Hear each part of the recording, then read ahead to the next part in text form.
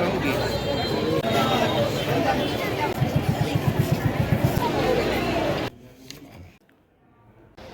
हाल છે તે દિવાળીના દિવસો ચાલી રહી છે ને દ્વારકામાં અગ્રેટઠ માનવભેદની છે ધમકી રહી છે। ત્યારે લગભગ 402 દિવસ ત્યાં નીકળેલ એક સાયકલ સવાર છે તે આપણી સાથે જોડાયા છે અને પર્યાવરણ બચાવોના ઉદ્દેશ્ય સાથે છે તે સાયકલ સવાર કરી રહ્યા છે, સાયકલ સવારી કરી રહ્યા છે। આપણી સાથે તે જોડાયા છે, આપણે તેમની સાથે વાત કરશું।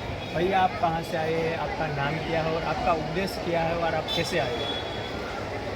मैं इटावा उत्तर प्रदेश से आया हूँ और मेरा नाम रॉबिन सिंह है। 6 अक्टूबर 2022 कन्याकुमारी तमिलनाडु से पर्यावरण संरक्षण के लिए जन जागरण अभियान शुरू किया था। आज तक मुझे 402 दिवस हुए हैं।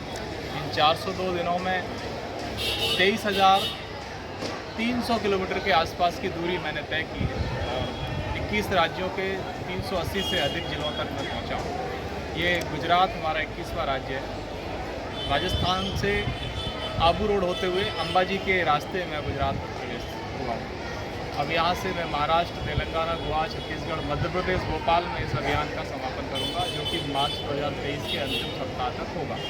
मेरा उद्देश्य है कि आज के युवा को ऑक्सीजन, पानी और शुद्ध भोजन के बारे में अवेयर करना, उनको उसके महत्व के बारे में बताना। तो सभी लोग जानते हैं कि पर्यावरण कितना महत्वपूर्ण है, ऑक्सीजन कितना महत्वपूर्ण है और हमारे लिए शुद्ध भोजन कितना महत्वपूर्ण है। तो हम सब मिलकर के जब इस अभियान को एक अभियान के रूप में लेंगे तभी इन तीनों चीज़ों को हम शुद्ध रख सकते हैं।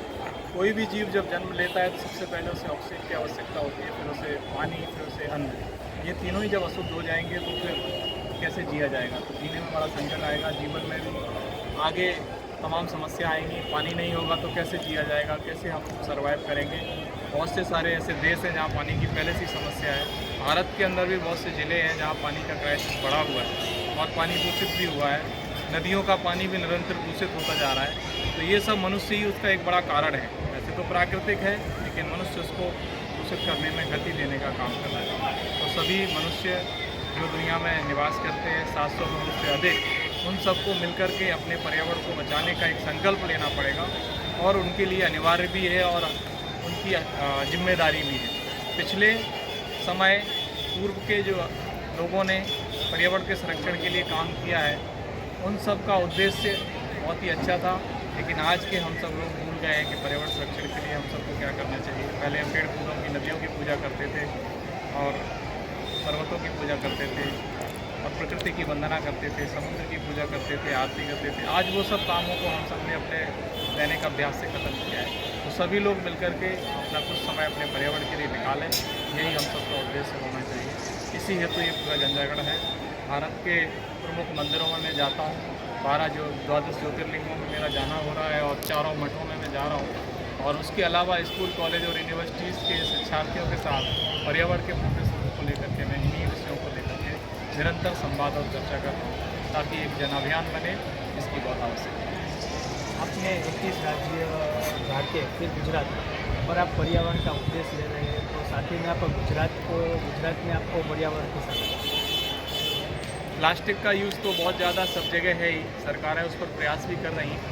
जब तक आम जनमानस इस प्लास्टिक के यूज़ को इस्तेमाल करना कम नहीं करेगा तब तक ये संभव नहीं है। तो जन जागरण से ही संभव है। प्लास्टिक का उपयोग यहाँ अधिक है। मंदिरों में खासकर मैंने देखा है, अंबाजी मंदिर गया था तो वहाँ पर प्लास्टिक श्रद्धालु लेके आते हैं। इसके तुलना में मैं जब राजस्थान गया था तो वहाँ कनोट राय और तमाम मंदिरों में गया था तो वहाँ प्लास्टिक पर पूरी तरह से प्रतिबंध है। प्लास्टिक बैन यहाँ पर भी है, लेकिन लोग फिर भी लेके आते हैं। तो यही निवेदन रहेगा, यहाँ का पर्यावरण तो अच्छा है, उसको प्लास्टिक मुक्त कैसे हल करें, ये हम सबका प्रयास होना चाहिए।